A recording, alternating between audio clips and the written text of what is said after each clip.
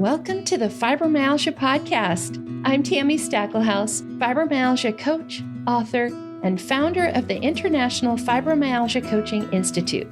The goal of this podcast is to empower you with access to the dream team of experts and coaches I've discovered are key to living the fibro life you love. From the comfort of your own home, and maybe even your pajamas, I'll help you take back control of your life and health. To help out with fibro fog, I always include full show notes and additional resources at fibromyalgiapodcast.com.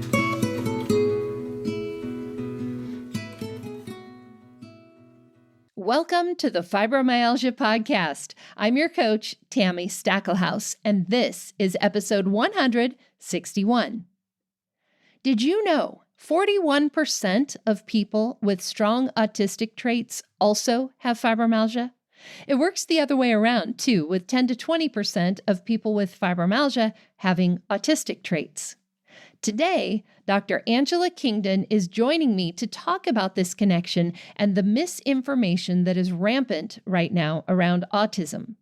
We'll cover the current science and understanding of what exactly autism is and what causes it, along with how to identify autistic traits, get a diagnosis, and my favorite, the difference between saying someone has autism and saying someone is autistic. There are many parallels between autism and fibromyalgia, and I know you are going to be nodding your head along with us as you listen. Now, let me introduce you to our guest. Dr. Angela Kingdon is a dynamic autistic advocate, author, and speaker, renowned for her impactful work in promoting neurodiversity and supporting autistic individuals. As the host of the Autistic Culture podcast, Angela shares her experiences and insights as a queer, late-diagnosed autistic woman, aiming to create a more inclusive and understanding society. Angela's mission is to help autistic people claim their birthright and help create a more neurodiversity-affirming world so that everyone can lead a more emotionally regulated life.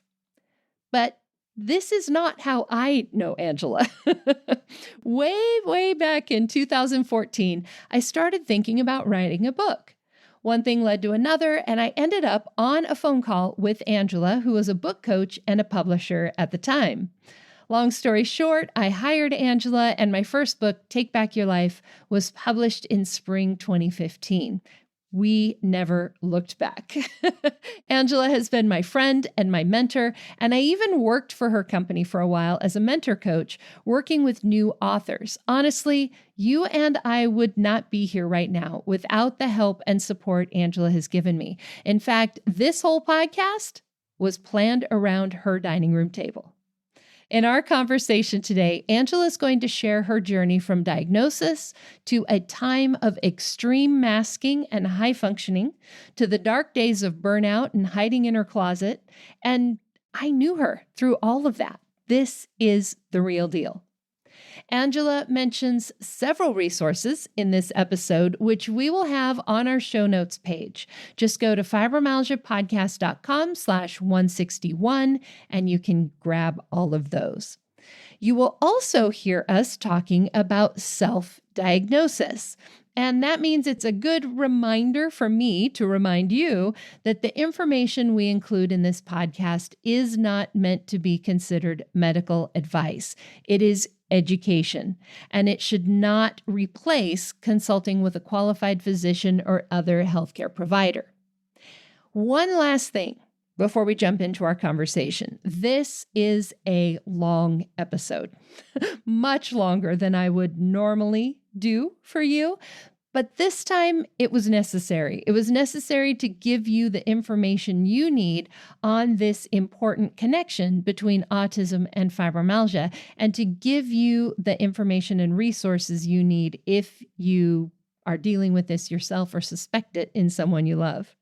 Which means I am giving you permission right now up front to pause this episode whenever you need to. Pause it, take a break, get on with your life, then restart the episode when you have a few more minutes. I promise the episode really is worth listening to all the way through to the end. Just take breaks. Now, here is my conversation with Dr. Angela Kingdon.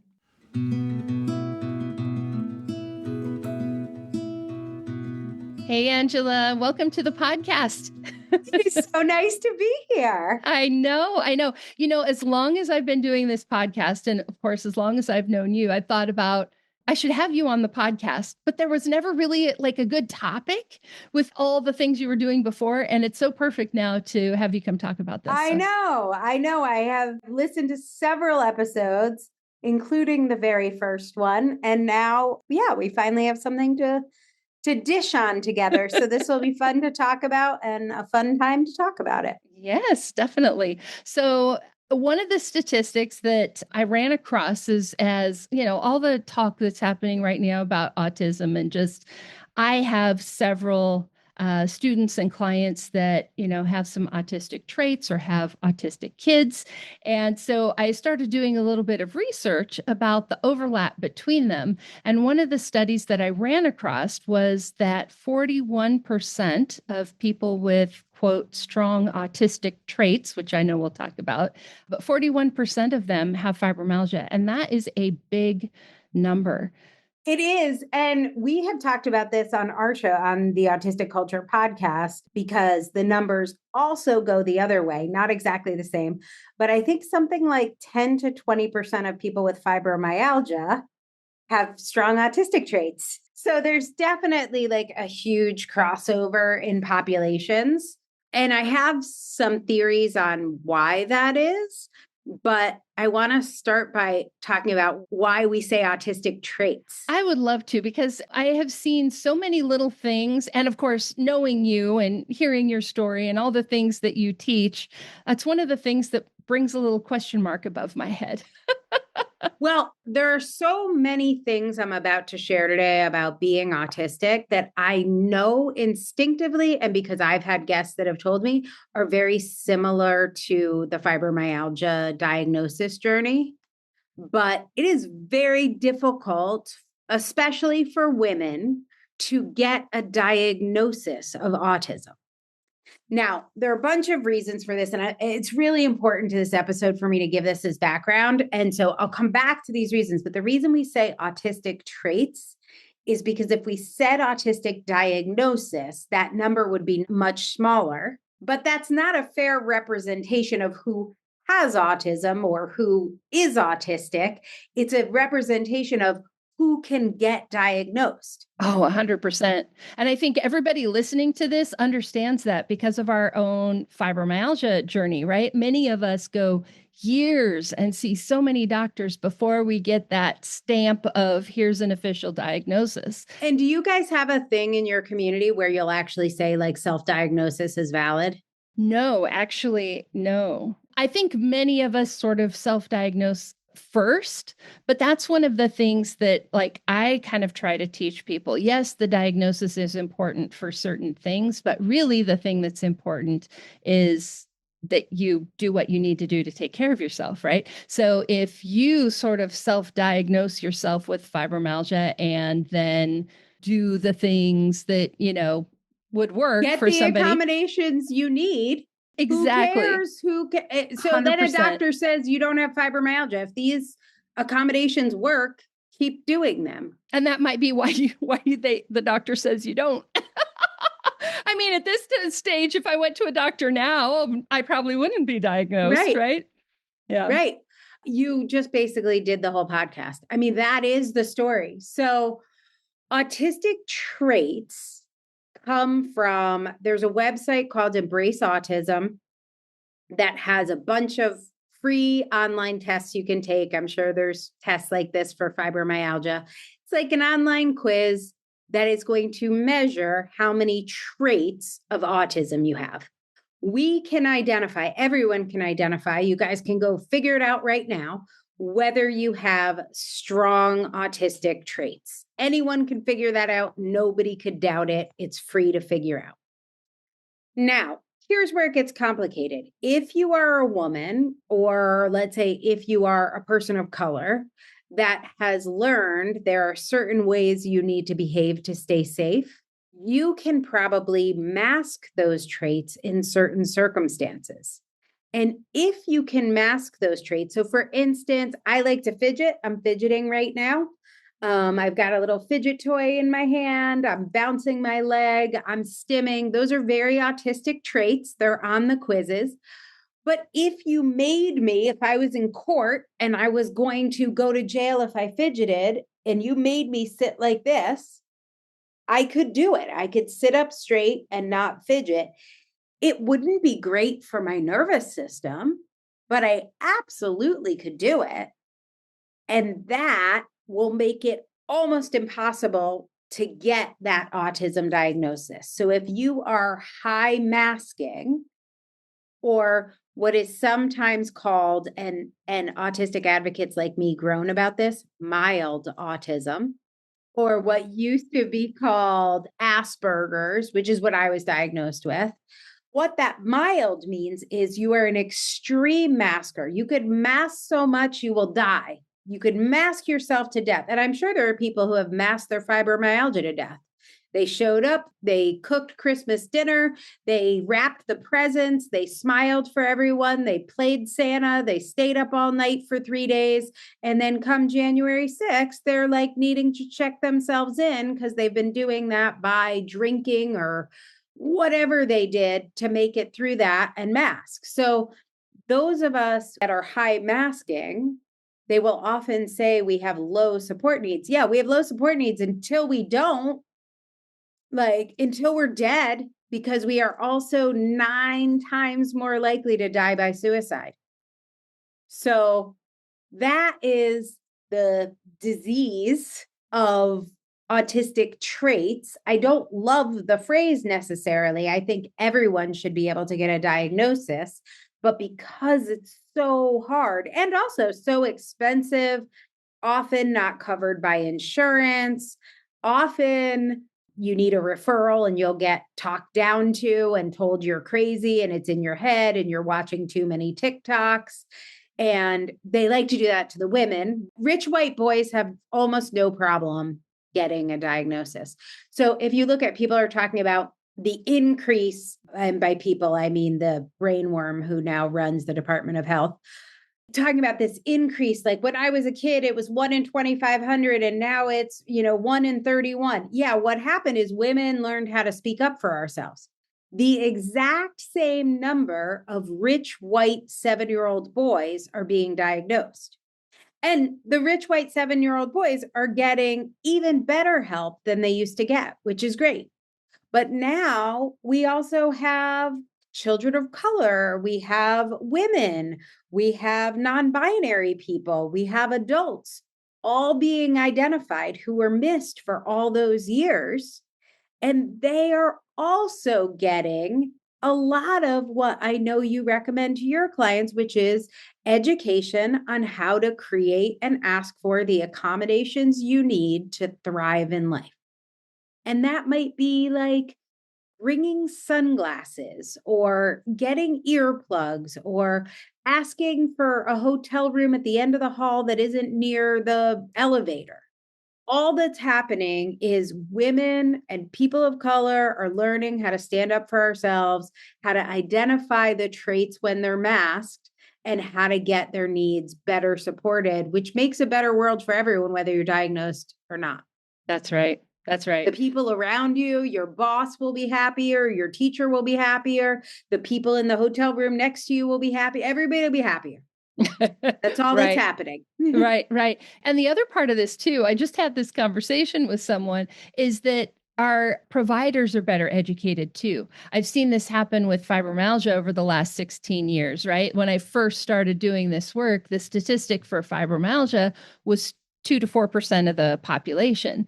Now there's research showing that for women, it's 7.7%, right? So it's doubled. Do you think it went up? No, that's just the people are finally getting diagnosed that should have been diagnosed all along. That increase in number to me means that people are finally getting the help that they should be getting. Yep, exactly. And why would we be mad at that?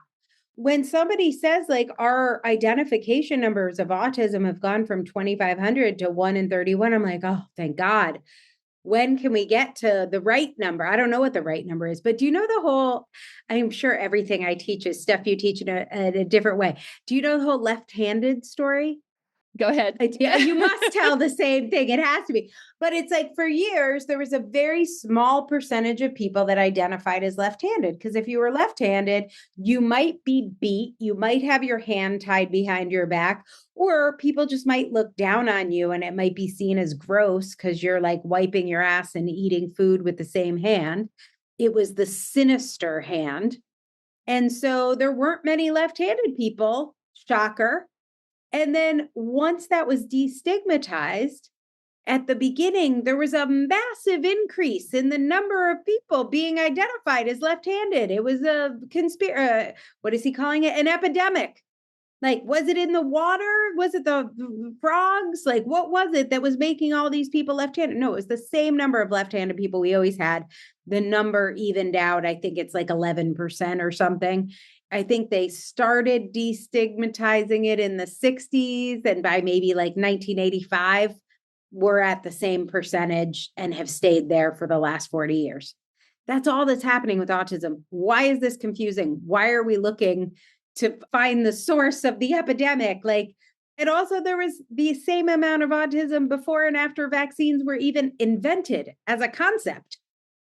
So, or whatever toxins that, I don't know, are allowing RFK to make a whole boatload of money on the pain of autistic people. So there's nothing to research there. What there is to research is what are the best accommodations for autistic people? What supports do they need? How can we create systems where autistic people can get those supports in school, in their families, and in the workplace so that we can increase the average lifespan, which right now is about 58 years old, according to the Journal of British Psychiatry. The average lifespan of an autistic person is 58, and decreased suicide rates, which for high masking individuals is 7 to 16 times higher for high masking autistics than the general population. That's what we need to be studying. Yes. Which is a good time for us to take a quick step back and just for people who might not know, because there isn't a lot of just general education out there on this. What is autism? What does cause it? What does the science say? Well, this is an interesting story because there was the Wakefield study. Andrew Wakefield put out a study. It was largely completely debunked. It was retracted and he was discredited and lost his license. But this study said that autism was caused by a preservative in the MMR vaccine. And this was many years ago. It was like, I think 1999 or something like that. Immediately like debunked, retracted, but in the wake of the Wakefield paper, many studies were very well funded. Suddenly there was a boon in funding to find what is the actual cause, and more specifically, is the cause vaccines. And so all these studies were done. Many of them were something called twin studies. And there were studies done with identical twins and also with fraternal. So not identical twins, whatever they're called. So those studies showed like by crazy numbers that autism is genetic. So there is no doubt. There was one study that was 37,000 pairs of twins, and it found that autism is 95% inherited. So 5% of what creates autism is the environment, and 95% is genetics. And just to put that in context, eye color is 99% genetic.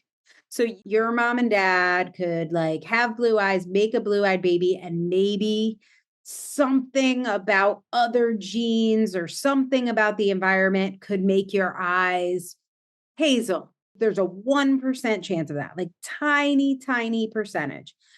Height is about 80% heritable. So you think about it, you have two super tall Viking parents, both over 6 feet. Could you have a kid that's 5 feet? Yes. Is it likely to be something like the baby was premature or there's another condition? There's other you could have 5 foot tall kid not that common, 80% heritable. Autism is 95%, slightly less heritable than eye color. That is how, remember when we learned about heritability with like whether you had a hanging earlobe or an attached earlobe, more heritable than earlobe type. We know what causes autism. It is people with autistic traits having sex and making a baby. That is what causes autism. We don't need to look up anything else. There have been so many conclusive studies. And that one study I told you about, which was published in the Journal of the American Medical Association in 2017, that was like the study to end all studies that everyone was like, woo, now we know we could never ask that question again. We are good to go. G2G.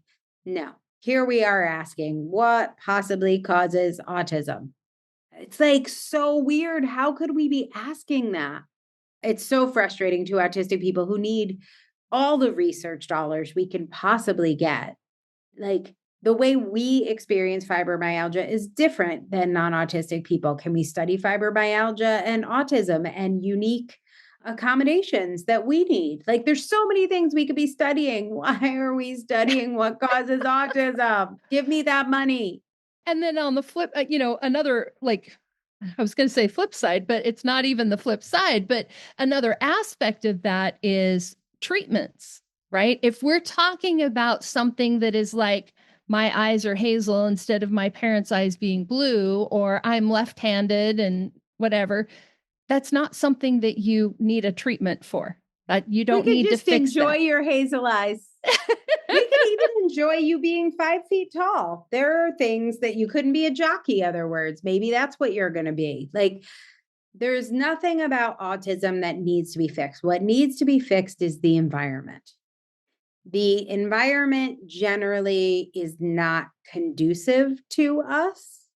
And no matter what co-occurring conditions we're dealing with as autistic people, the number one thing we have to figure out is how to physically and emotionally regulate. And that is hard for all of us in different ways. There's not an Olympics to see who it's harder for. But obviously, if you are non-speaking, which is a co-occurring condition, that adds a level of difficulty. If you are in burnout or menopause, that adds a level of difficulty. There's one autistic TikTok creator I'm following who has had a migraine since last September, which is like over 6 months. That is going to add a level of difficulty. Now, that particular creator is, in theory, a low support needs, we would call it, well, we wouldn't, but the Diagnostic Statistical Manual would call it a level 1 autistic, which means she has very low support needs. She could work, she could go to school. That's great, except she's had a migraine for 6 months. And that is not unconnected to being autistic, but it is a co-occurring condition. So what we do need treatments for, like, can we have better treatments for migraines? Wouldn't that help everyone? Oh, yes. Let's have better treatment for migraine. Can we study migraines? So there are lots of conditions that are co-occurring with autism. We've talked about the fact that, what was the number, 40%? 41% have fibromyalgia. Yeah, of autistic people have fibromyalgia. Like, can we have more research for fibromyalgia? Can we treat like those symptoms, like pain, like neurology and pain symptoms are a huge issue for a lot of autistic people. Also, don't you guys have a high co-occurrence with Ehlers-Danlos? Yeah. Do you have hypermobility? Oh, so yeah. We have a high can we study Ehlers-Danlos? People are dying. Mm-hmm. Like, that would be a great thing to study. So anyway, I'm back there. But there are so many things autistic people live with. Autism is not a problem that needs to be solved. Our co-occurring conditions are what need to be solved or accommodated. Right. And I think too, part of this, you sort of touched on this earlier, that when we make accommodations for one group of people, it actually helps everybody. And a friend of mine just posted this yesterday that, like, you might be fine today, but not everybody is going to be able-bodied until the day they die. Right. Yeah, I've heard people say, Like disability is the one group almost everybody die. I mean, if you get hit by a bus at 35, maybe not, but almost all of us will join that group as we age. So why wouldn't we want curb cuts? Why wouldn't we want all the protections? It's going to help most of us. It's going to help our loved ones, certainly. Yep, definitely. The way that I have sort of been describing autism is just like your brain processing information differently. That's a great definition. So, what autism is, I believe, is a hyperconnected brain.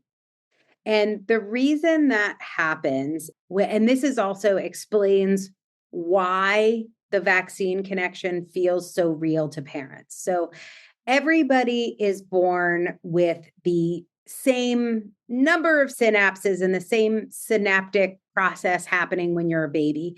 And you'll remember that babies like can't really see or focus till they're 3 months. Their eyes don't really focus in on things.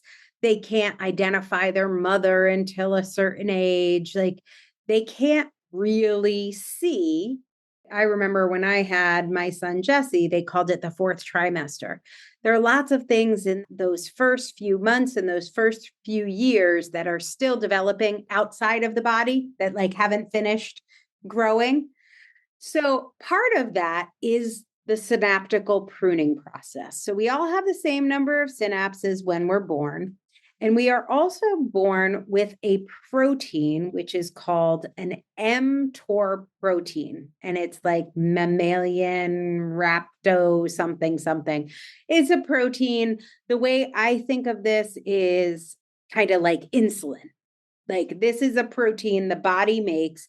And what this protein does is it prunes your synapses. So as you're a baby and you're starting to make connections, and you're like, oh, that's a mobile.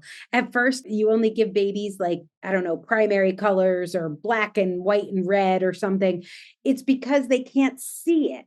And so then as those proteins come into the brainstem, it starts pruning any synapses that aren't relevant. And as your synapses get pruned, you start to be able to see because there's not all this random information that your brain is having to parse. If you've ever heard people explain like you only use 7% of your brain, Yep. That's not exactly true, but they're referencing these mTOR proteins and the synaptical pruning, the autophage process. So as your brain is weeding out all this extra information, you are starting to turn the age of somebody getting an MMR vaccine. So I think you get your first one at 6 months, and then you get your second one maybe at 12 months, and then 18 months, something like that. That is when this autophage process is happening. Completely separate from the vaccines. Totally unrelated, just the same age of development. Yep. The age that we want to give correlation vaccine. Is not causation. Not causation, people. Exactly. But it feels like it, I'm sure, as a parent. So what's happening is your kid is starting to have the autophage process. They start to see things. They start to say your name. Maybe they start to walk, like things are happening. And then what it looks like to parents is the kid starts to regress. What's actually happening is that autophage process isn't working how it's supposed to. So as more synapses are growing, the mTOR proteins, we're lacking them, so they can't keep up. So it can't prune. The bushes are going wild. So I used to be able to see, and now I can't see because there's all these like root systems in my way. It got super blurry. Yeah. So at rest, an autistic brain at rest processes 42% more information than a neurotypical brain. Wow. That's a Now, lot. never mind if you're hungry or you're tired or, I don't know, your mom pinched your butt cheek. Like all of that, those synapses, there's so many of them. Now, what are those synapses doing? They're seeing, they're hearing, they're smelling, they're feeling, they're giving us a vestibular sense. And there are 8 senses that autistic people have to be consciously aware of how their synaptical pruning was affected. So, for instance, for whatever reason, the genetic piece of autism is a genetic resistance to mTOR protein. That is what the genetic thing is. And that resistance in me, for some reason, I am completely face blind and I can't watch a video. Like I can watch a video, but I almost instantly fall asleep. I can listen to TV and look at my cell phone. But if I look at TV, I don't know how to say this. It will make no sense. I can't see it.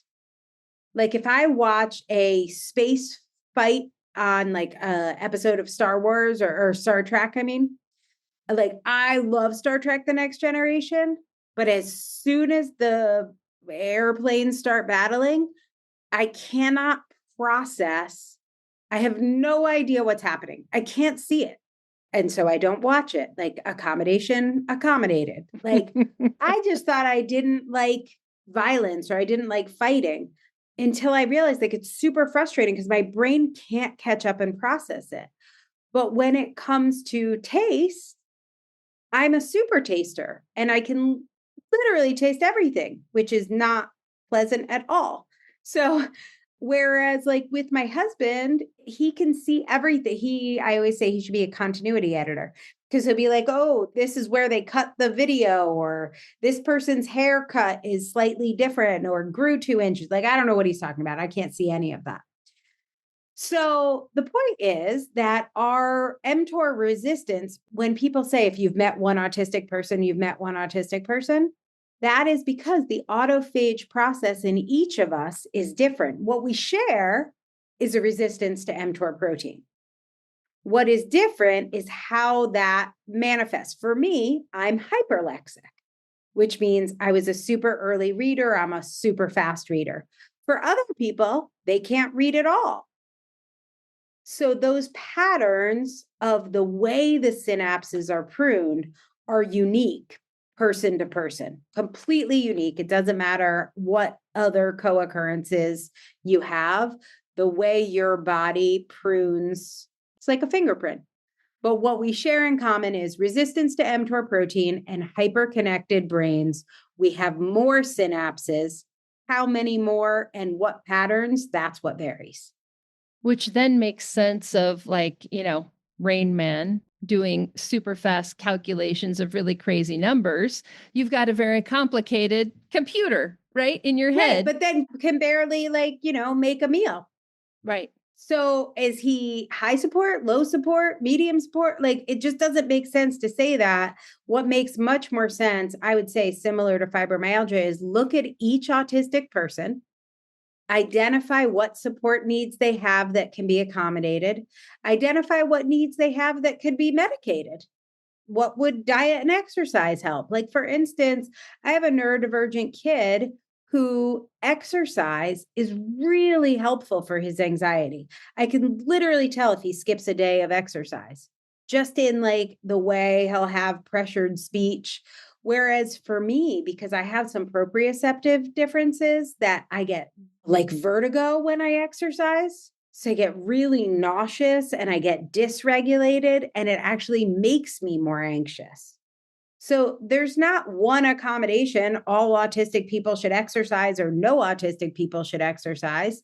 The accommodation is we should all know, I don't care if you're autistic or not, we should all know what our sensory needs are and accommodate them. 100% of people. Why would that be bad? Why don't we teach that? I think we should teach that in kindergarten to everybody.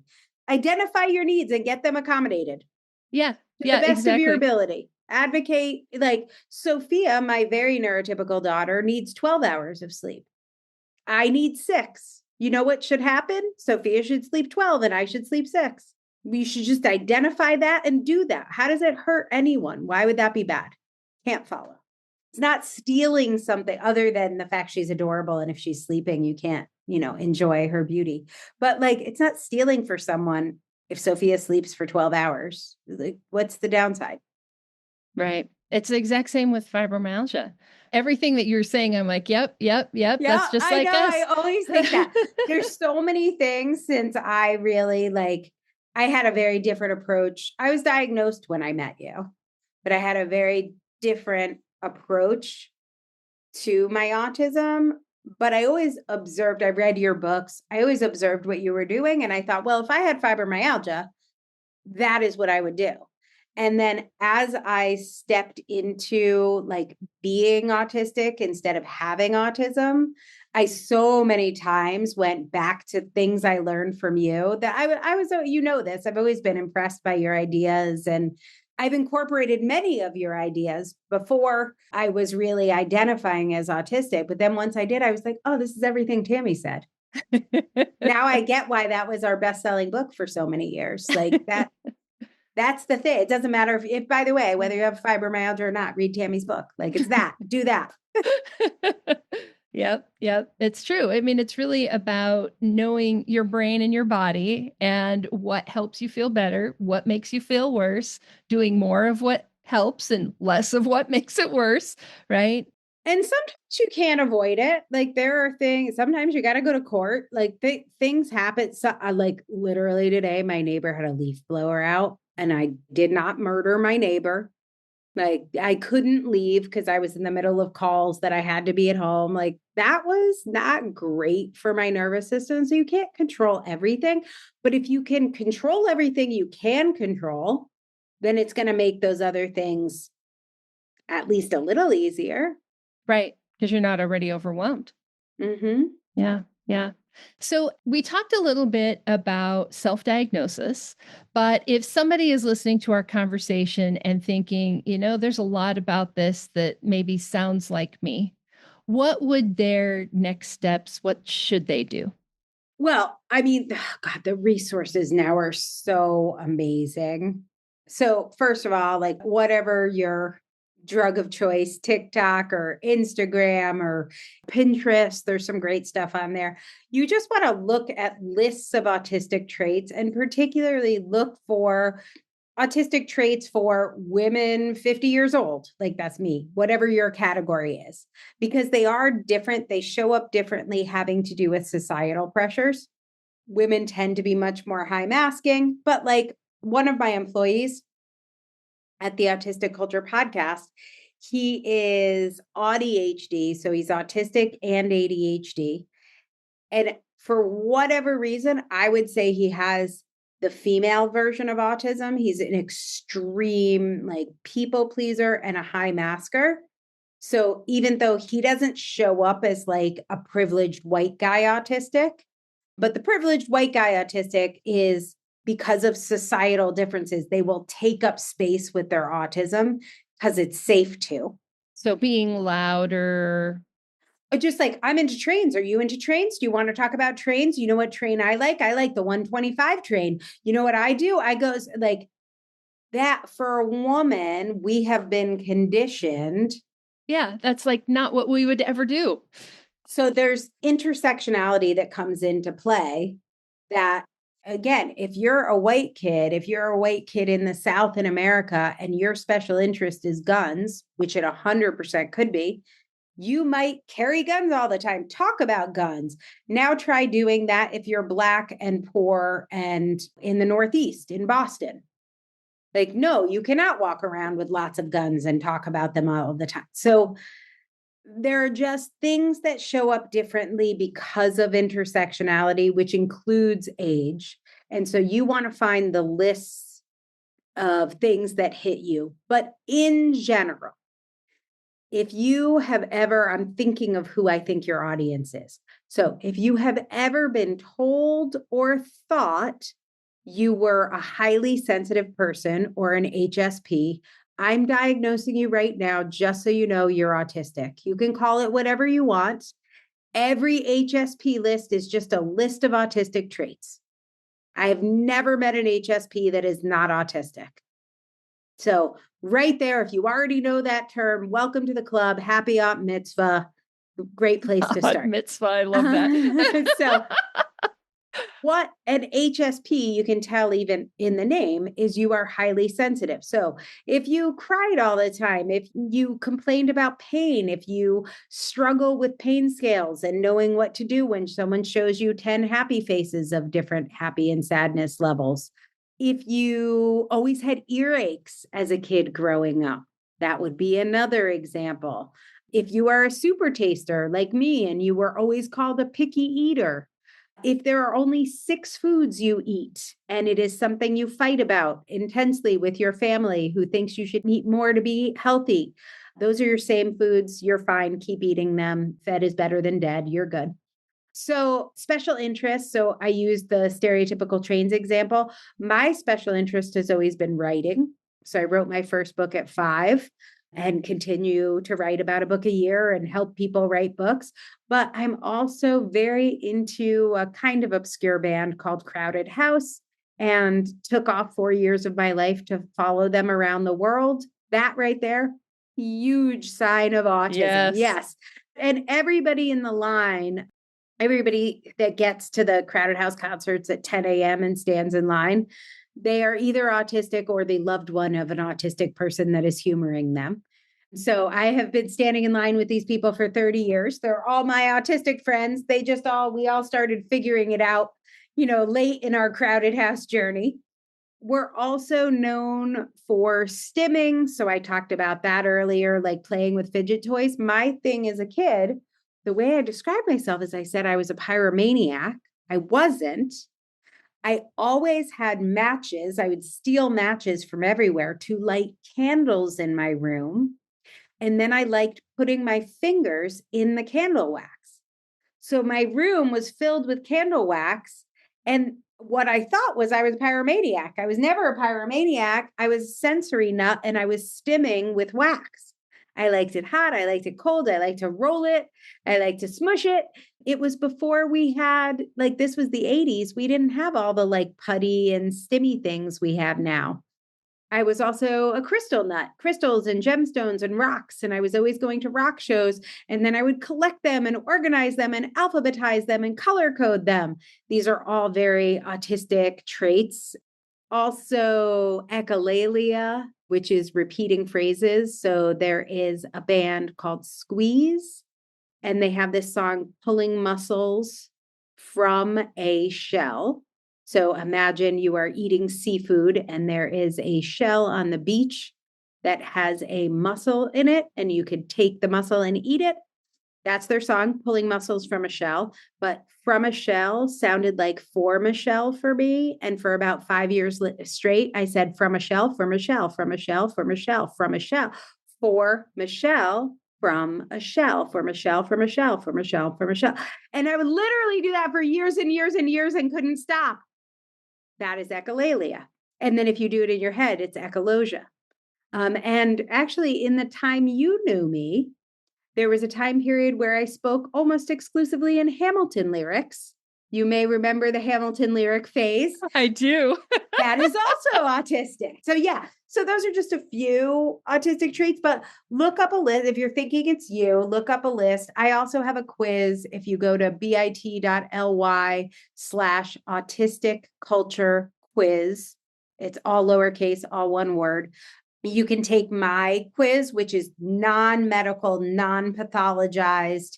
But if you get a 6 or higher on my quiz, you will win the autism award, which is just high autistic trait. It just means it's exactly the thing you said at the beginning, high autistic traits. And then if you want to then pursue a medical diagnosis, I always say that's really important for a few reasons. If you need to use the Americans with Disabilities Act, so you do need a diagnosis if you are saying you're being discriminated against in housing or workplace.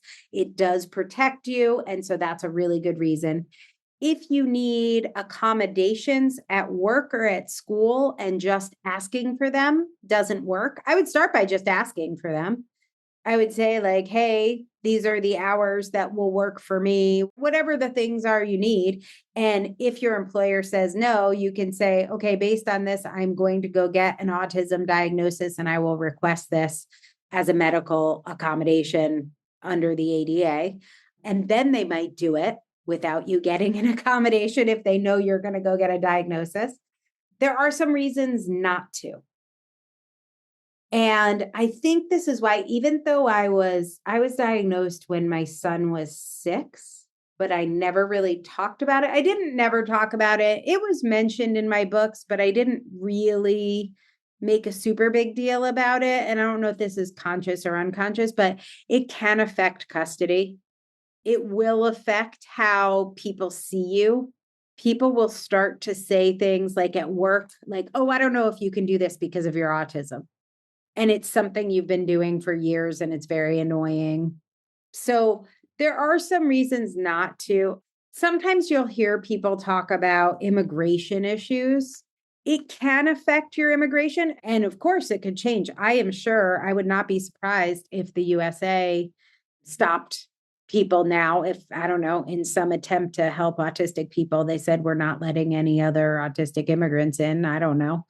But there are countries, including Australia, New Zealand, that say they won't take people with autism. What they really mean is, we don't want you to come here to take advantage of our medical system. They really are referencing higher support needs and people who won't be able to work. Now, that's still not cool, but sometimes you'll see things that might scare you about getting a diagnosis that it's not exactly how it works. But yeah, it's vulnerable to have a diagnosis. And honestly, I don't think most people need one. I think most people basically need your book, Take Back Your Life, and to learn to take back their life. And then if you feel like you need legal protections, then I would go seek a formal diagnosis.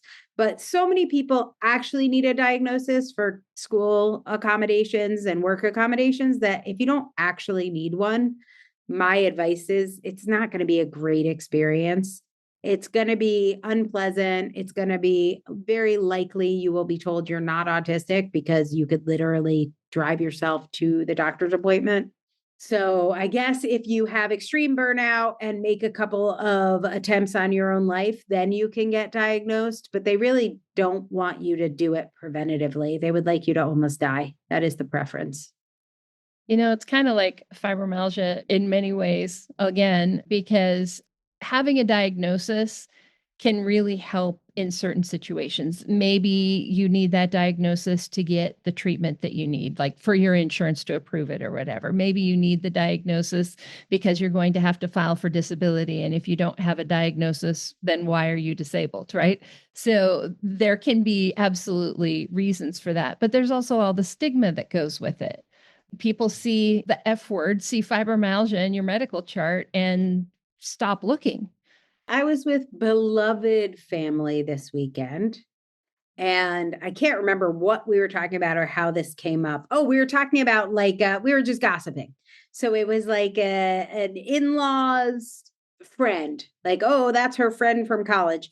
She's like, she has one of those made up, is it fibromyalgia? She has one of those things where it's like people make it up.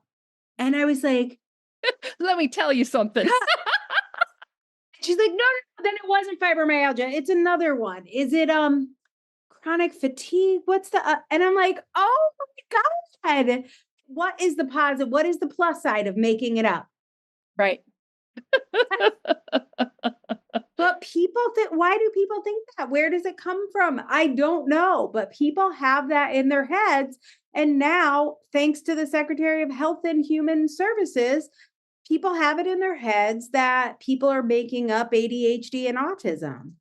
I'm like, very low upside, my friend. I'm going to make up being skinny. I'm going to make up being a perfect size 6. I'm making that shit up. Like, why would I make this up? Right. There's no upside to this at all. Yep.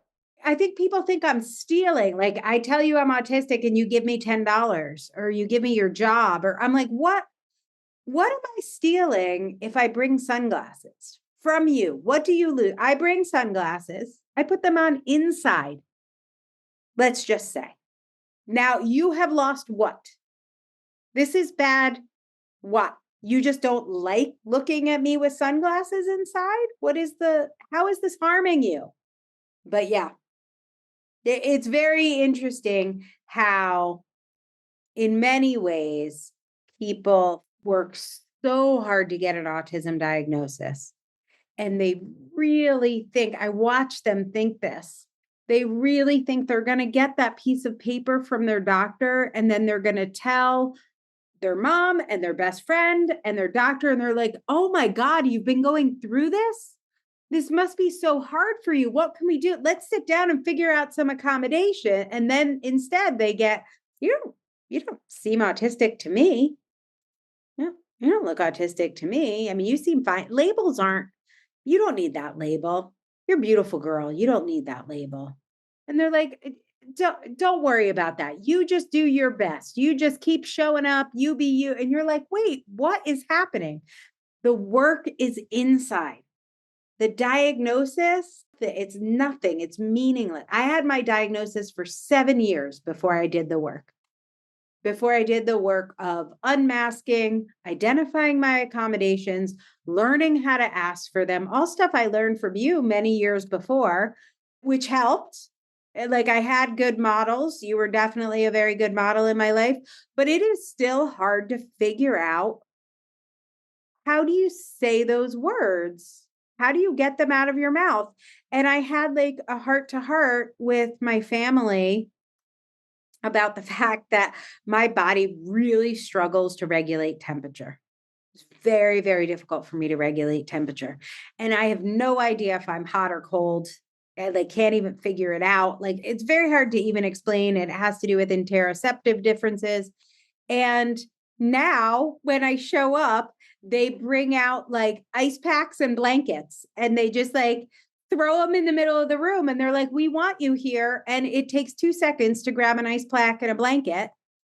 And so there's an electric blanket and there's a cooler with ice packs in it. And they plop it in the middle of the room. And they're like, yeah, whatever you need, take it. Make yourself comfortable. I was at a funeral this week and I left the funeral for 45 minutes, the after party thingy. I left the funeral and I slept for 45 minutes in someone's car. I was like, I can keep going, but if I keep going, I will be masking. And if I mask, there will be consequences. And this funeral is not for someone I particularly want to have 2 weeks of consequences for. Right. Yes. I remember you talking once about 2 different weddings, one where you went and you masked, right? And just like powered through the thing. And then the other situation where you like, I don't know, went in the bathroom and like laid down on a couch that was there or That's something what I like did. that. That was Carmi's wedding. Yeah. I did. Yeah. That's exactly what I did. Yeah. I didn't even know that. It's like I would have opinions about like, I hate weddings that were, I hate masking that hard. And so it's like my stepson's wedding is coming up in October. And I've already started my preparations so that I really want to enjoy that wedding. I'm so excited. And one of the accommodations that I made for myself at Carmi's wedding, which I swear to God, my mom would have disowned me, is I wore sneakers with a dress to a wedding. Yes, I loved that. I can't tell you how hard that was. It was literally like, I am being kicked off the island. I will never talk to my family again. Like, it was so hard for me to not wear very uncomfortable high heels because that's what you wear to a wedding. Right. I had like a super cute dress that I thought I might wear to my stepson's wedding, but I wore it. I had to practice wear it and it was itchy. And if I'm itchy all day, I'm going to be cranky and I'm going to pick a fight and I'm going to be tired for 2 weeks after. That is my hangover from an itchy dress. If it was like cutting under my arm and then I'll have chafing and then I'll have like a little scab and then I'll pick the scab and I'm also 50 and so 52. And so like the scab doesn't heal as fast. And then I'm going to be putting Vaseline under my arm and that will feel sticky and slimy. No. Hard pass. I'm out. Yep. Yep. I love that. My second book launch, I tried on earrings the few weeks before the event to see which ones I could actually handle wearing for that long. Right. Right. Yeah, totally. That is accessible to everyone. You could try on your earrings right now for an event in 6 months. It's fine. It turns out there is not a rule against that. And I do so many things so much earlier now, and I do so many fewer things. I do a lot fewer things. Yeah, making the choices of which things are really the most important. Yeah. But I enjoy the things I do a lot more. I remember them a lot more. I'm much more present. But if somebody said to me like, hey, there's a Shakespeare play 4 hours away, I would love to go with you. I would think, oh my God, they know I love Shakespeare. Like they want to be with me. I am the only one with a car. They don't have a car. It's a theater that you can't get to by public transportation. I would have said yes so fast. I would have driven all the way there. I would have driven back. The play would have been over at 11 p.m. I would have been driving till 4 a.m. Never would I imagine saying no. Because, first of all, like a big part of autism is like social challenges. So I'd be like, here's a way to have a friendship. I am useful. And second of all, it's like my special interest and spin bonding is a major thing. So I'm like, someone recognized that I love Shakespeare. So I would not even think about what are my actual needs? Like, does this work for me? I would just be so excited somebody wanted me for a change. Right, right. That entire story, like I know we're talking about autism, but you guys, every single thing that we're talking about here, you could just substitute in fibromyalgia, right? How many times have you put yourself in a flare for weeks because you It's drove the a right friend thing to to do. Right. Shakespeare? And, Right? 20 years ago, she did something. She picked you up at the airport when you went to Berlin. So I obviously have to do this. Right, right. And all the shoulds that we put on ourselves, they really only exist in our heads. And there are some that do exist in society, right? There are societal norms, but that doesn't mean you can't break them. Right. Yeah. And it's hard. And I do think you need a model. If I was talking to someone every week, which isn't what happened for me, and I was like, oh, this week, these are the things I did. And they could kind of mirror back and ask me some questions to help me reflect on, like, was that the right choice for me? Not that you can go back in time and change it, but just like, okay, now that you know, would you choose that again? And I feel like I needed years of kind of replaying that to figure out it's a huge identity shift of like, wait, if I'm not the person who will drop everything and drive 4 hours to see a Shakespeare play, who the hell am I then? A lady that lays on the couch? Am I a lady that lays on the couch? Like I had to find out who I was. And the answer is somebody who identifies and advocates for my needs and models that for other people, which I learned from you. And I saw how much you doing that helped me with no diagnosis that I was connecting. Like that is the identity, is like somebody that thinks I am valuable enough. I have a 3-year-old grandniece and I want Winter to just, for it to be just obvious. Why would you not identify your needs and advocate for them? What is the alternative? You drive 4 hours and burn yourself out for somebody you're not even really friends with? I'm not clear. Explain Do it we again. really want to model that? Right? Right. I don't. But I was. I didn't even know that. I thought that was just living. I didn't know that's what I was doing. Yeah. It's so funny too. You just perfectly described what a coaching call is like with a fibro coach. That I can see Reflecting why back you to would you. need it. Yeah. I And can saying, see would you why you make need that it because same it's so choice? hard to see. I would have argued. I would have been like, look, it's a wedding. You have to wear heels. There are pictures. Those pictures are going to be on Carvey's mantle for the next 40 years.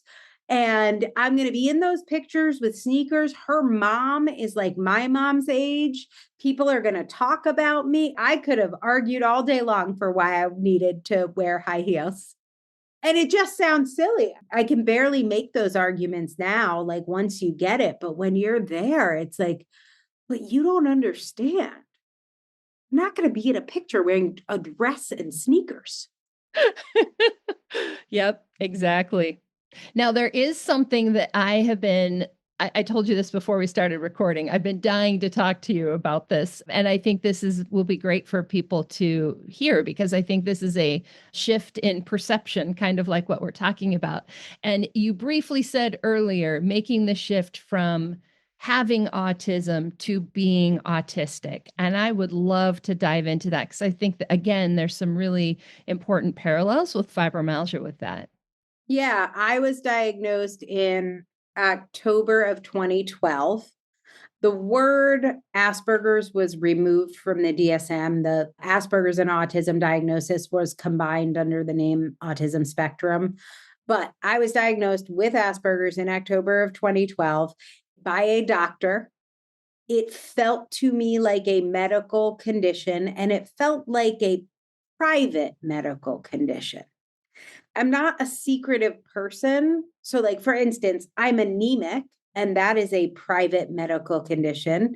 I'm certainly happy to talk about anemia if you'd like to talk about it. Like, it wasn't like it was a top secret in my life, but it's a thing I walked around talking about. It was a private medical condition. And I knew the treatment for it. And the treatment, if you are diagnosed as an adult, generally that is prescribed, is cognitive behavioral therapy, which basically equates to do your best to have a good attitude and act as normal as possible. Identify what acting normal is and do that. And so I did that. I went to CBT. And I acted normal and tried not to be inconvenient to anyone as much as possible. And I had Asperger's, is what I would have said. I know in books and in podcasts, I would mention it. I would be like, well, I believe the way I said it was, I'm Aspie, or I have Asperger's. And it was a thing I knew about myself that didn't feel like an identity. It felt like a thing. If they had a pill to make it go away, I would take the pill, but they didn't. And so I was going to make the best of it. And I wanted to overcome it.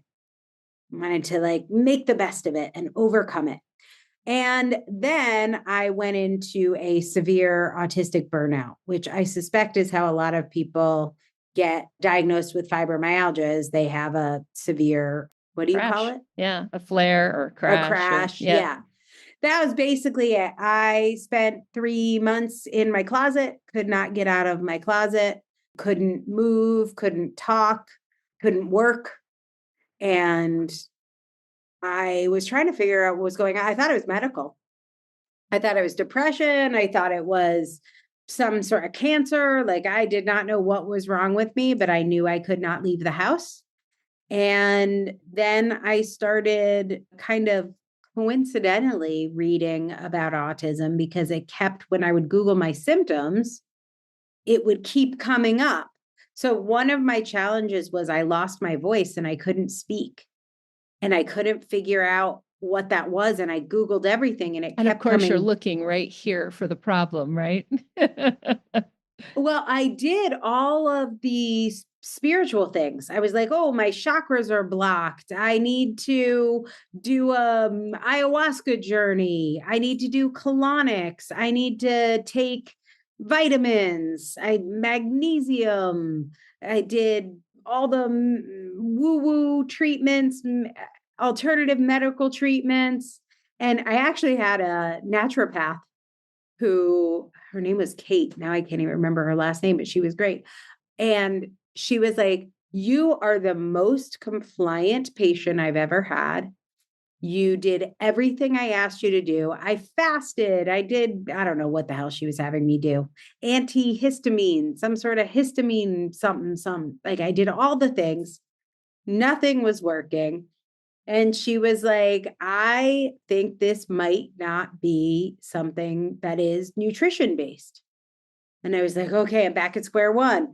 And so then I went back and I started identifying that, hey, all these autistic things are the things that I can't seem to treat with colonics or diet.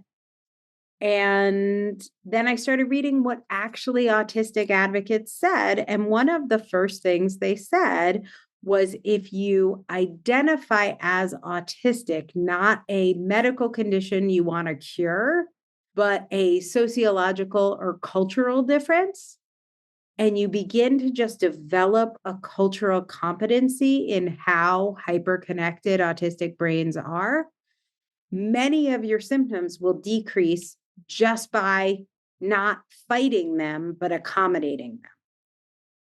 And so the more and more I identified what my body needed and accommodated them, the more the let's call it flare up or crash, stopped flaring up. And I got my voice back and my stomach, and I had vertigo for almost a year, and that went away, and I was able to go in cars again. And so slowly everything came back by making the switch from thinking of myself as someone who had autism that I wanted to cure to being someone who was autistic, just like I'm someone that's right-handed and brown-eyed and 5'5".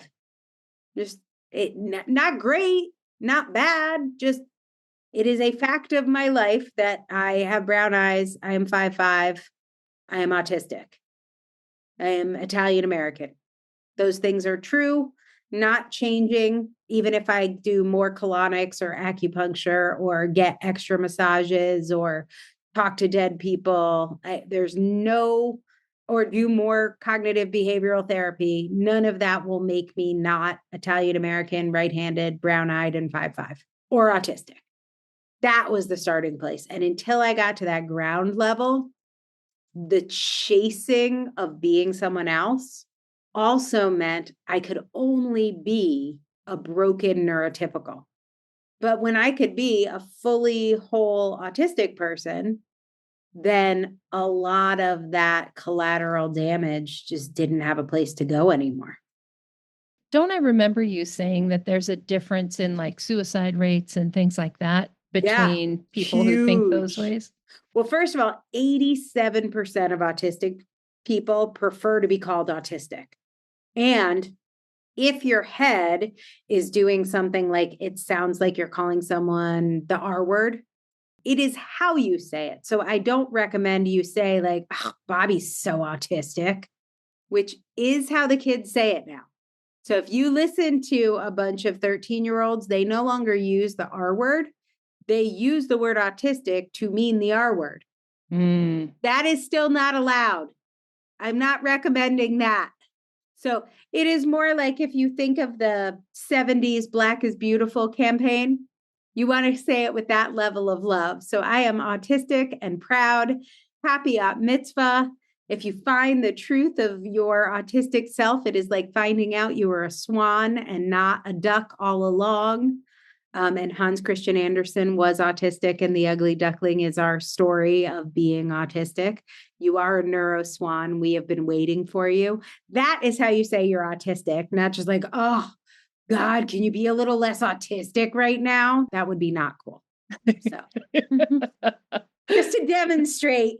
And if your brain's not doing that, if saying it nicely and with love feels like you're saying a swear, you've got some internalized ableism to work on, or just some ableism if you're not autistic. Yeah. Yep. Definitely. And I feel like I said this to you before we started recording, but I feel like that's kind of what I did with my own fibromyalgia. Right. Yeah. Tell me about that more, because it's interesting. I've never thought about it that way, but I can see it. And, there isn't a word for, versus I have autism versus I'm, exactly. We don't have that. But I know like early on, fibromyalgia was something I was trying to fix. It was something I was trying to fight. It was something that was broken in me. And just to be super clear, there are things broken in your body with fibromyalgia. Like there is stuff going wrong, right? But I think when I made the shift to, okay, this is who I am. This just happens to be the body that I live in. And what do I need to have that body feel as good as possible? Everything changed. Right? Because then it didn't end up being something I was continually fighting against. Right. I think so often we treat our bodies like the printer in the corner that doesn't quite work right, and we cuss at it and we hit it on the side and we're like, why won't you work? And that's how we treat our own bodies. Or our own minds, right? And when we can make that shift to, okay, this is who I am, this is what I've got, this is what I'm working with. I don't have a word for fibromyalgistic, but I do talk about the fact that I live in a fibro body. Yeah. I think there is something about that acceptance just there is a pressure. Like we know stress causes health issues or causes inflammation, like all those things. And it's like if you just take that, I wish my body wasn't a fibro body out. Like it just is. Like, I don't know. I wish I had blue eyes. I wish I could grow long hair. I don't know what to tell you. Like, but that is not the case. And so we could spend a whole bunch of energy, units of energy, spoons on that. But the day that you can just drop that is like, to me, where the healing can begin. Because that's just like, if you're going to use all your energy on that, God, we have very little energy left to figure out what you need for accommodations and to like get your body into a more rested and relaxed state where it can do some repair. I think it's a milestone. It's very counterintuitive and it just sounds like you're giving up. And if you talk to the wrong people, I think they'll say that, like, no, you can beat this thing. Be a fibro warrior. Like, get out the you can do this. And it's like, no, the big thing we get pushback on is labels. Do you need to talk about being fibro all the time? Like, that's what we get. It's like, why do you have to talk about autism? Because this is who I am. And I am integrating that identity. And as I integrate that identity, it is going to be a topic for me. And if it's not a topic for you, then that shows your level of support for me, which will show me how much time I can safely spend with you. Right. Right. Not that it's good or bad or anything else, but just helps you put them into the right category so you're not going to the wrong person when you need a lot of support. Right. Exactly. And there will be other times where you won't need to talk about it. But for where you are now, integrating that identity, having a community, I don't know if you have a group aspect, but I think having a community of autistic people has been one of the major game changers for me. Because when everyone's like, oh my God, did you see that show? Or, oh my God, like I was so tired this weekend. I had to say no to 4 things. And everyone's like, yeah, that really sucked. Like just having that shared community is so different than people telling you autism is a superpower. You probably don't have to deal with that one. But like, no, I think it's so great. Like, I have gotten to meet a lot of autistic people, and they are really just my little superheroes. I just love autistic people so much. I'm like, oh my God, I can't with you. Right. Because that's a kind of ableism too. Mm-hmm. Right. Oh, for sure. And like what we would see with our fibromyalgia, it would be like, oh my gosh, that's amazing. You've accomplished so much, even though you have fibromyalgia. Ah. Like, why couldn't I accomplish this anyway? And then you're like, thank you. It's like a But I backwards feel dirty. compliment. Yeah, exactly. And then also, do I want to have a conversation and be a fibromyalgia educator? So then I'll just say thank you because I know that rule. You know, like I don't always want to be an autism educator. I do tonight. Very happy to do that. But yeah, I don't always want that role. Sometimes I just want, to order a croissant. Right. Oh my goodness. So true. So true. We kind of talked about these. I have 2 last things that we didn't talk about. We sort of did, kind of not. One of them is, we talked about autistic traits, right? Strong autistic traits. But one of our people said that someone had strong autistic traits, but not enough to qualify as having autism. Yeah. So it's a tricky thing because most diagnosis is wrong. Do you guys have problems with bad fibromyalgia? Like people get diagnosed. For women, we get diagnosed as bipolar a lot. Mm-hmm. Or hysteria, if you would like to go it's back just in depression. time. It's just stress. It's just anxiety. So it's hard to comment specifically, but here is if they had a good diagnostician, what that means. So there are 2 primary categories that you need to check off. And then there are 3 more categories that have to do with severity. And so if you have a ton of autistic traits, and essentially they are not impacting your ability to work, live, or have successful relationships, then you would have autistic traits, but not be autistic. But almost the only time this ever happens is people who are good at masking. And so if they have autistic traits and they aren't autistic enough to be considered autistic, it means they're going to have to get close to taking their own life before we will give them a diagnosis. So that is the reason why we say self-diagnosis is valid, is if you can fake it, then very often you aren't autistic enough to be diagnosed. For me, if you have autistic traits, you are autistic. That is the criteria for me. If you have autistic traits, that makes you autistic. If your traits are not killing you right now, that's fantastic. Do more advocacy work. But that is what it means, is it's the severity and your ability to mask. And that's because the chart, in my opinion, is wrong. It's pathologized. And so it's saying what makes this a medical condition that we would need to treat. And obviously, we don't have to treat it if you've already treated it yourself, because the treatment is getting good at pretending not to have autism. Which is wrong, just to be clear. Doesn't work. So, of course, if you're really good at masking, they're going to say you're not autistic enough. You have autistic traits, but not enough to be considered autistic. Yeah, because you're masking. It reminds me of clients that I've had who were filing for disability. And when they show up for their evaluation or whatever, they're showing up on a day that they're doing better than normal. Otherwise, they wouldn't even be able to show up. Right. You're right. Yep.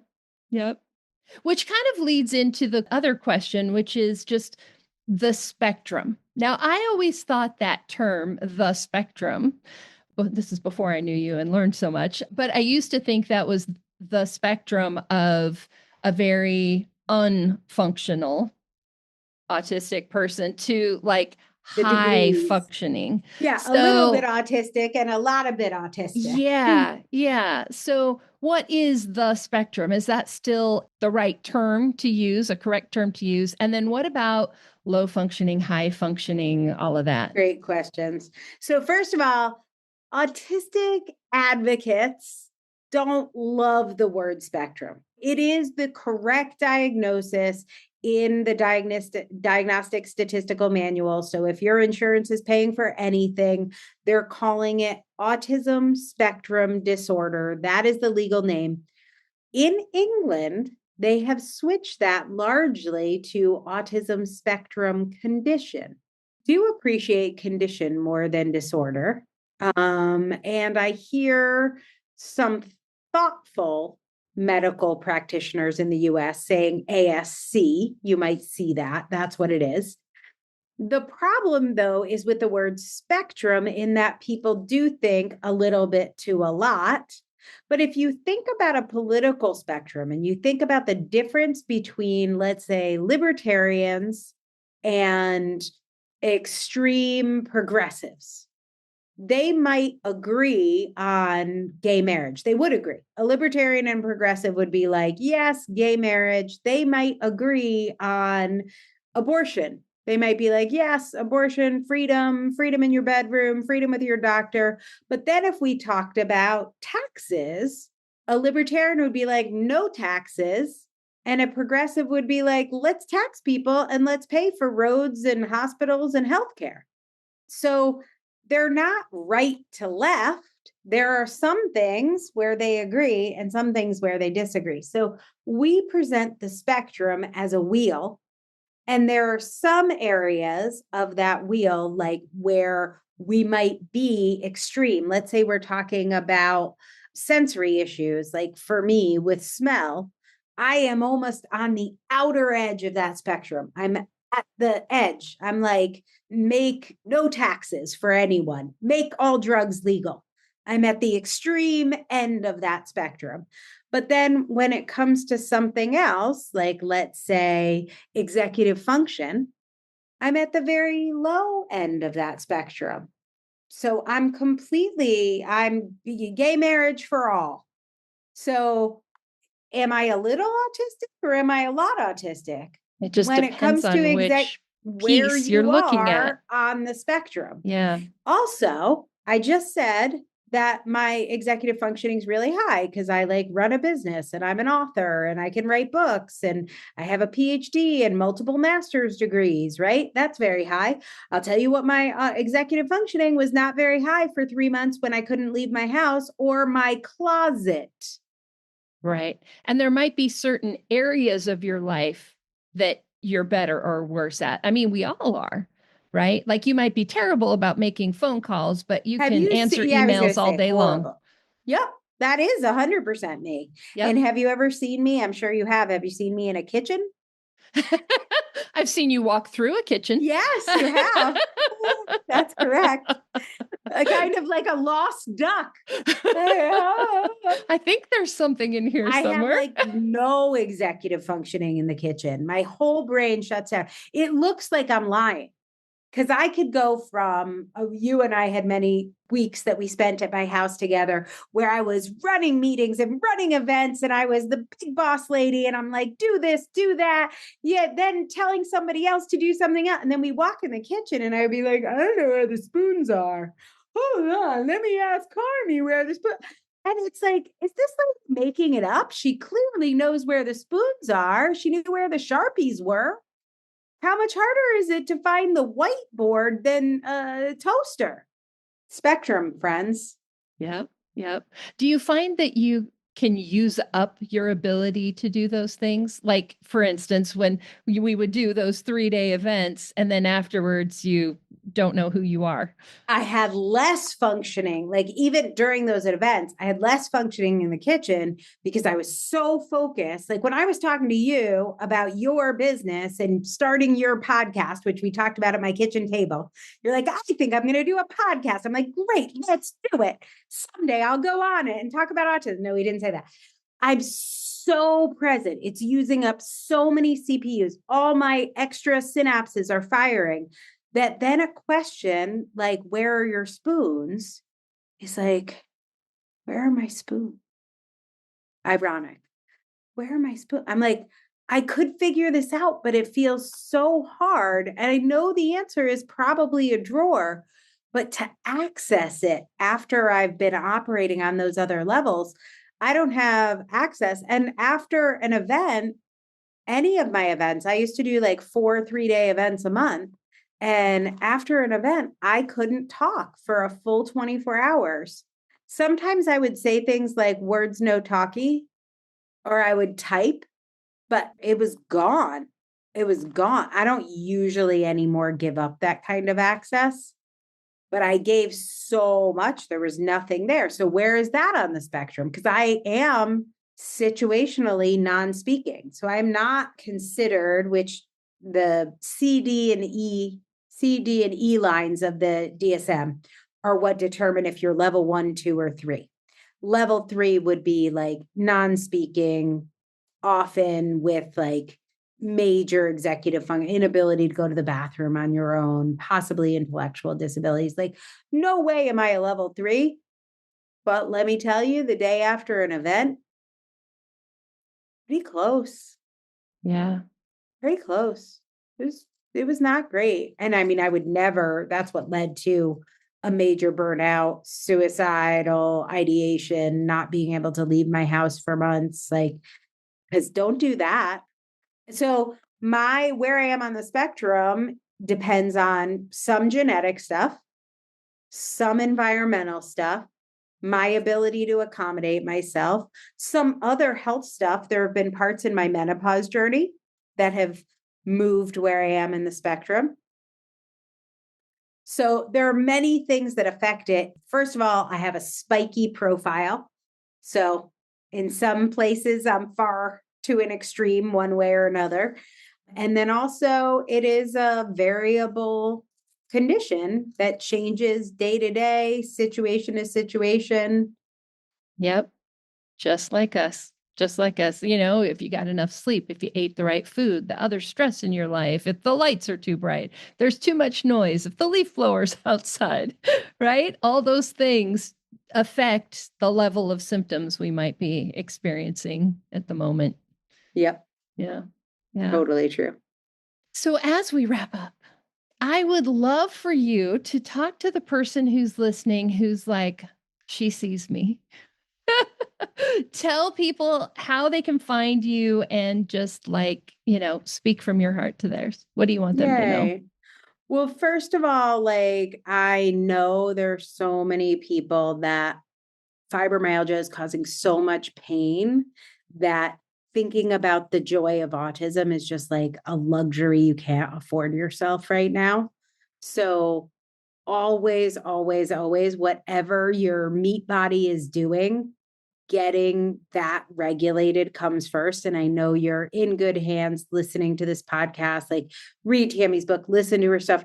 A lot of what I teach requires you to not be necessarily in extreme pain. And whether you're autistic or not, learning the stuff Tami will teach you about fibromyalgia will help. And you'll hear a lot of it is the same. So there's no pressure. This isn't one more thing. If you've already got 5 doctor's appointments, like there's no urgency with this. But what I want you to know is there is joy in your autistic neurokin and in finding the family of your neurotype.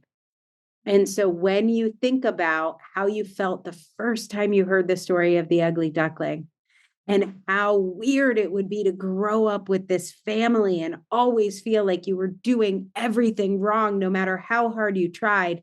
And then one day you find this family where you fit in. That is what is waiting for you over in what we call Autistica, which is our magical land. Every week on the Autistic Culture podcast, we meet for an hour a week in a land we call Autistica, where you are with your neurokin, with your fellow neuroswans, and where you can unmask and be inside your culture. If you think of how exhausting it would be every day to be in Japan as an exchange student from Iowa, that is what every day of your life has felt like. And when you can find a community like the one that we have at the Autistic Culture podcast, where you can be yourself and in your culture and do things your way, it is such a relief and there is so much joy. My focus is on helping you find and celebrate your special interests, to learn how to stim openly and figure out if it's sticking your hands in candle wax, how to get that sensation every day. Maybe it's heavy blankets, weighted blankets, or maybe it's getting 16 cats, or whatever your thing is, being able to find all of the or saying from Michelle for Michelle every day, all day, nonstop, like finding your autistic pleasures and being able to embrace them will free up cycle. I'm not saying it will solve actual like nerve pain that's driving you crazy. Like there are other things for that are real, but there is joy. And if you are identifying with the traits that we've talked about as autistic and you have the spoons to go explore it, take the quiz, listen to some episodes of the podcast, go to embraceautism.com, take some other online quizzes, read some books and memoirs like Becca Laurie Hector's Always Bring Your Sunglasses is a great one. And just start to try on that identity. You don't have to go book a doctor's appointment to get an evaluation. Just try on the identity quietly. You don't have to tell anyone, and see if you feel more at home, because that's the goal. When you're at home, you're going to heal faster. So that's my message, autisticculturepodcast.com. Look at our list of episodes, find one that's on, especially if you're a Taylor Swift person or Andy Warhol or John McEnroe or Questlove, Emily Dickinson, Thomas Jefferson, Hans Christian Andersen. Find your autistic person or interest of choice and have a listen to an episode, and you will find some autistic joy, I hope. It's a great podcast. My favorite one is still the one you guys did on Sesame Street. Oh, Sesame Street's a good one. Yeah, Julia. Awesome. Yes.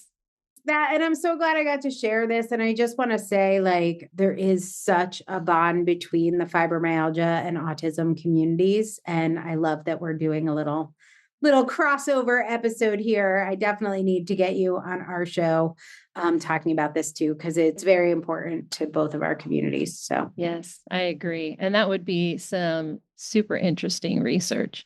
There's just so many similarities in so many things that it just feels like there's going to be some there's a overlap. reason why. Yeah, for sure. Yeah. Well, thank you so much for being here. And for you listening, hang on. I'll have a little bit more information for you in a minute.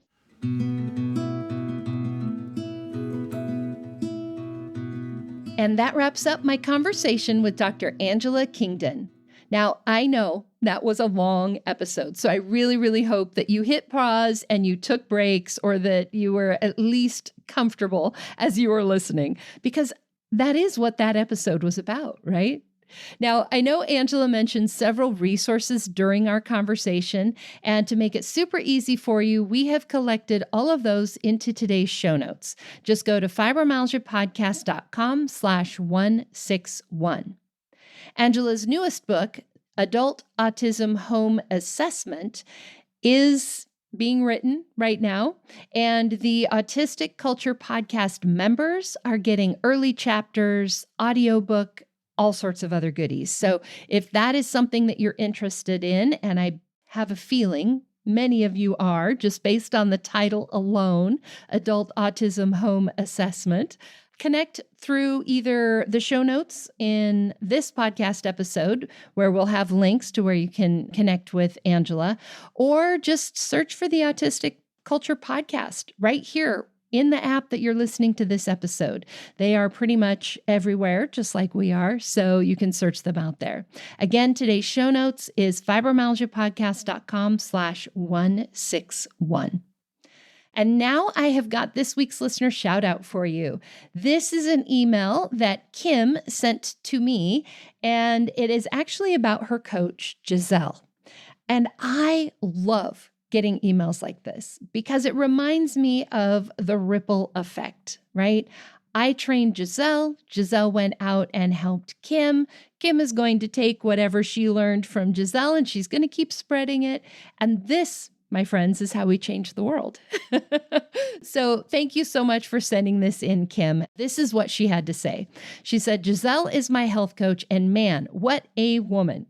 I struggled for so long, and now she's come to me through you, and we sing your praises every session, knowing that we had it in us all along, but you put in the effort I didn't have the strength for, and thank God.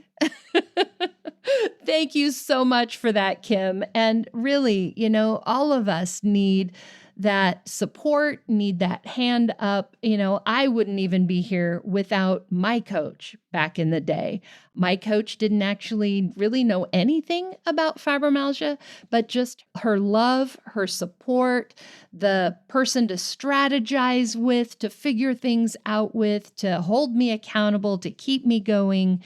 Like, that is really what made all of this happen. So, Kim, sure, I put in that effort, but you know what? I had my own coach too that helped me get here. So yes, Giselle is awesome. And thank you so much for that, Kim.